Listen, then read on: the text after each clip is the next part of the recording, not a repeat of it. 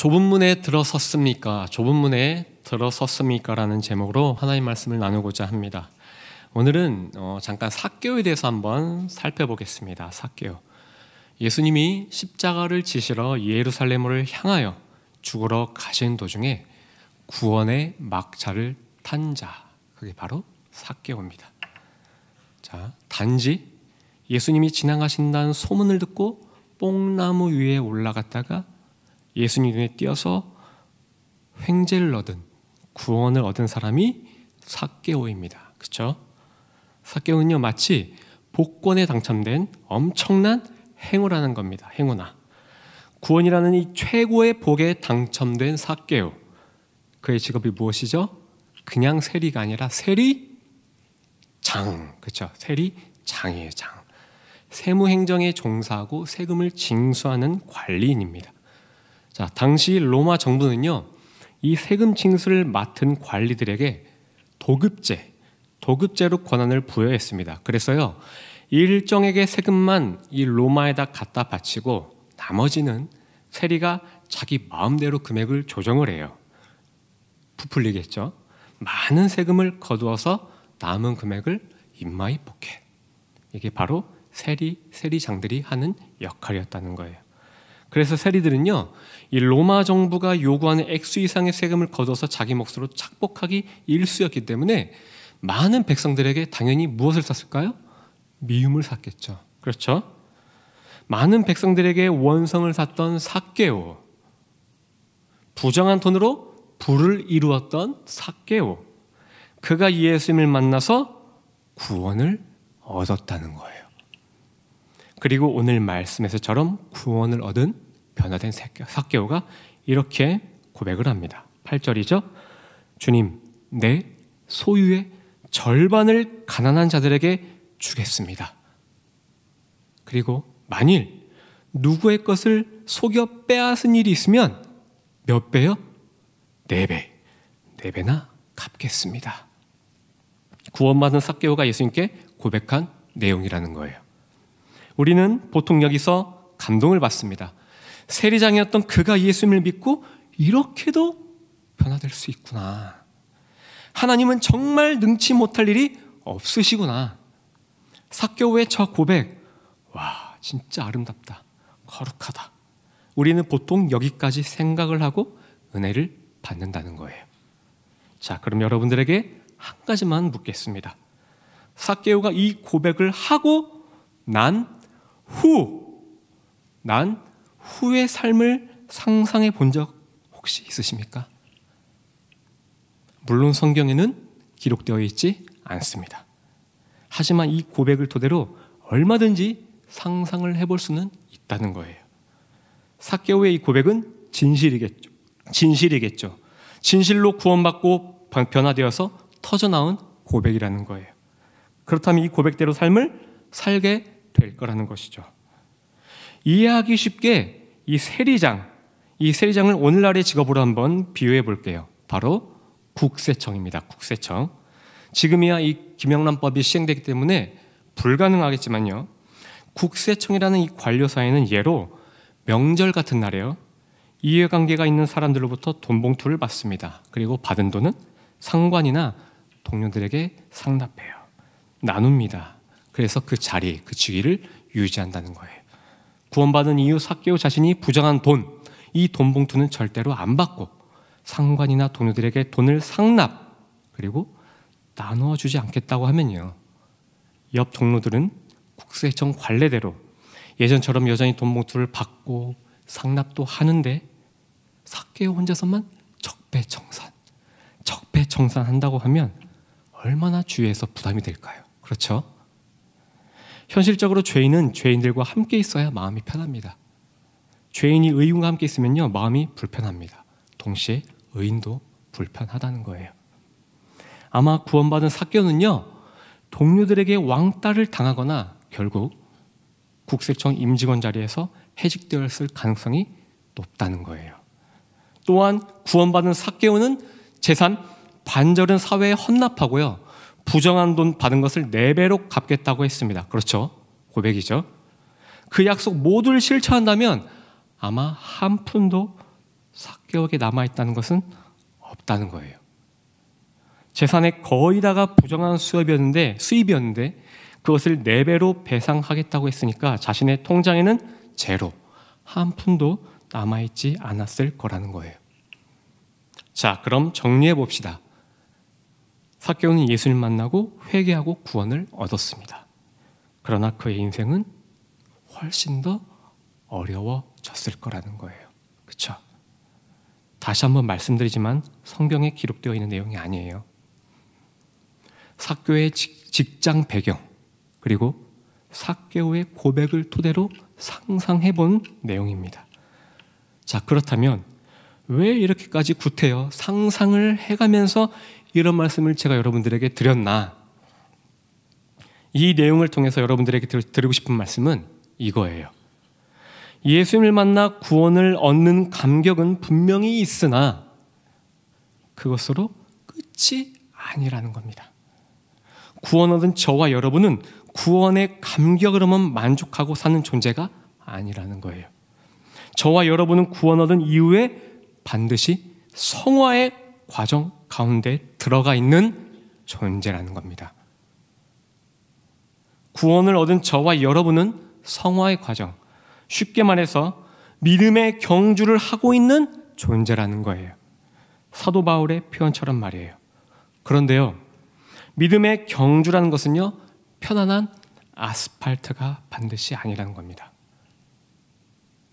넓게 뻗어 있는 아스팔트의 곳곳에 안락한 휴게소가 있는 그런 길이 아닐 수도 있다는 거예요. 성화의 길은요, 믿음의 경주의 길은요, 예수님이 말씀하신 좁고 협착하여 아무도 보지도 가지도 않으려 하는 길, 이것이 바로 구원받은 이후에 우리가 가야 할 길이라는 겁니다. 다 반칙하며 사는데 나는 규칙대로 산다는 것이 쉬울까요? 쉽지 않습니다.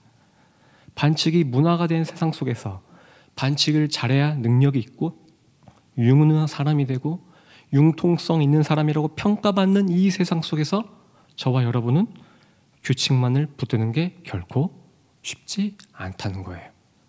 그러나 예수님은요, 진리를 선포하시기에 유대교 주류 사회로부터 왕따를 당하셨습니다. 요한 웨슬리는요, 영국 국교인 성공회로부터 왕따를 당했습니다. 또한 교회에서 설교할 강단을 주지 않았습니다. 그래서 웨슬리는요, 세계는 나의 교구다, 세계는 나의 교구다 라고 외치며 길거리로 나섰습니다. 이것이 감리교의 시작이 된 것입니다. 사도 바울을 살펴볼까요? 40의 하나를 감한 39대의 매를 맞을 이유가 전혀 없는 사람이에요. 풍랑을 만나 고생을 하지 않아도 되는 사람이에요. 강도를 만나 불의한 일을 겪지 않아도 되는 사람이에요. 바울은요, 많은 사람들이 부러워할 만한 학식, 신분, 모든 것들을 소유한 사람이었습니다. 이러한 고난, 배고픔의 고난, 가난함의 고난, 전혀 느낄 필요가 없는, 아쉬움이 없는 사람이라는 거예요. 그러나 구원을 얻은 다메섹 도상에서 예수님을 만나서 뒤집어진 그가, 믿음의 경주에 들어선 그가 이러한 일들을 받아들였다는 거예요. 예수님이 말씀하신 좁고 협착하여 아무도 가지 않으려 하는 그 길, 성화의 그 길을 바울은 기꺼이 갔다는 겁니다. 그래서 바울이 죽기 전에 고백했던 말이 이것이죠. 디모데후서 4장 7절입니다. 나는 선한 싸움을 싸우고 나의 달려갈 길을 마치고 믿음을 지켰으니. 아멘. 반칙만이 들끓는 이 세상 속에서 바울은 진리 때문에, 예수님 때문에 엄청난 피 흘림의 희생과 고난이 따랐다는 거예요. 이것이 바울이 말한 선한 싸움입니다. 그 다음, 나의 달려갈 길을 마치고, 달려갈 길을 마쳤다는 그 길이 무엇이죠? 바로 예수님이 말씀하신 좁고 협착한, 아무도 가려하지 않는 좁고 협착한 성화의 길. 바울은 이 길을 끝까지 믿음으로 완주했다는 겁니다. 우리는 오늘 본문 말씀에 오늘 구원이 이 집에 이르렀으니 이 사람도 아브라함의 자손임이로다, 이 말씀에 아멘 하면서 은혜를 받고 끝내는 것이 아니라 구원받은 삭개오가 피 흘리는 고백을 하고 그 고백대로 살아가는 것에 집중할 필요가 있다는 거예요. 이전에는 부정행위로 풍요로운 삶을 살았던 삭개오, 이제 예수님 앞에서 피 흘리는 고백을 하고 좁은 문에 들어섰다는 겁니다. 이제부터 삭개오는요, 좁고 협착한 길을 달리기 시작했다는 거예요. 어쩌면 구원받은 우리가 이제부터 하나님의 말씀에 순종하며 산다는 그 자체가 어쩌면 좁은 문일 수도 있습니다. 부자 청년을 기억하시죠? 예수님께 묻습니다. 선생님, 내가 무엇을 하여야 구원을 얻습니까? 예수님은 십계명을 말씀합니다. 청년이 대답하죠? 그거 어렸을 때부터 다 지켰는데요. 그래? 그러자 예수님 다시 한번 말씀하십니다. 너에게 부족한 것이 하나 있으니 가서 내게 있는 것을 다 팔아 가난한 자에게 주고 그리고 나서 나를 쫓으라. 청년은 이 말씀을 듣고 재물이 많은 거로 슬픈 기색을 띠고 근심하며 가버렸죠. 성도 여러분, 말씀이 곧 예수님이고 예수님이 곧 말씀입니다. 말씀에 순종하는 것이 좁은 문이라는 거예요. 부자 청년의 내용을 통해 우리가 알 수 있는 것이 무엇이냐면 구원받은 자로서 산다는 것이 쉬운 일이 아니기에 주님은 이것을 좁은 문이라고 말씀하셨고 주님의 말씀 자체가 좁은 문이라는 거예요.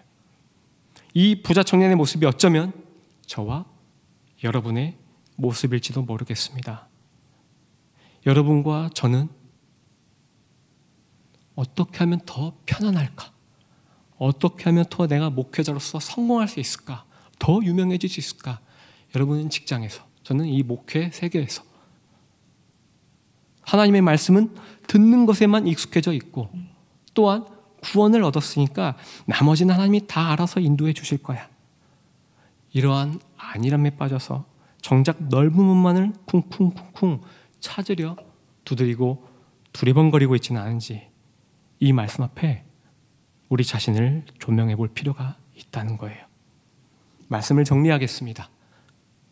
우리는 삭개오가 구원받은 감격에만 초점을 맞출 것이 아니라 예수님 앞에서 고백했던 피 흘리는 이 희생의 고백, 그 고백대로 앞으로 살아갈 것에 초점을 둬야 한다고 말씀드렸습니다. 그 길은 삭개오에게 있어서 좁고 협착한 길이에요. 아무도 가지 않으려 하는 길이라는 겁니다. 이것이 구원받은 우리가 걸어가야 할 성화의 길입니다. 반칙과 속임수, 온갖 부정부패가 난무한 이 세상 속에서 살아가는 성도 여러분, 반칙과 속임수, 온갖 부정부패가 난무하는 넓고 평탄한 길을 걷고 계십니까? 아니면 진리가 있는 좁고 협착한 아무도 가지 않으려 하는 그 길을 걷고 계십니까? 세상 사람들이 보기에는 어리석고 무의미해 보이는 선교사역, 그들에게는 시간 낭비겠죠. 돈 낭비겠죠. 의미 낭비일 수 있습니다. 그러나 우리 교회는요, 여전히 주님 말씀에 순종하여 지금 베트남 선교 중에 있습니다. 아무도 가지 않으려 하는 그 길에 우리 성도님들이 들어갔다는 거예요. 구원 얻은 감격으로만 만족하지 않았습니다. 구원의 감격, 그 보답으로 우리는 그들이 어리석다 하는 선교의 길을 기꺼이 즐겁게 걷고 있다는 거예요. 이것이 삭개오의 고백대로 살고 있는 우리 성도님들의 모습입니다. 이외에도 하나를 더 예를 들 수 있다면 조두순, 아주 흉악한 범죄자죠. 도저히 용서할 수 없는 죄인입니다. 100이면 100, 다 미워해도 당연한 흉악한 범죄자입니다. 조두순. 100이면 100 다 미워하고 저 사람은 사형이야, 마땅해. 사형당해야 마땅해. 이렇게 생각하는 것이 넓은 문에 들어간 자들의 생각이라는 거예요. 조두순을 위해 마땅히 품고 중보해서 하나님, 저자가 회개하기를 원합니다. 예수님을 만나 변화되기를 원합니다. 만약 이렇게 기도하는 성도님들이 계시다면요, 이런 자가 바로 우리 주님이 말씀하신 아무도 거들떠 보지 않는 좁은 길에 들어선 자의 생각이라는 거예요. 손양원 목사님을 묵상해 보십시오. 자신의 아들을 다 죽인 그 원수를 양아들로 기꺼이 삼아서 사역의 동역자로 쓰신 그 목사님. 이런 분들이 바로 좁은 문에서 경주하고 있는 자들의 믿음이고 생각이라는 겁니다. 여러분은 구원이라는 최고의 복을 받았습니다. 그 복을 위해 삭개오처럼 무엇이든 희생하고 피 흘릴 준비가 되어 있습니까? 주님이 물으신다면 여러분은 어떻게 대답하시겠습니까? 이 물음 앞에 삭개오의 고백을 드릴 수 있는 여러분들이 되시길 바랍니다. 그리고 그 고백대로 아무도 가지 않으려 하는 그 길을 고백대로 순종하고 나아가는 여러분들이 되시기를 예수님의 이름으로 축원드립니다.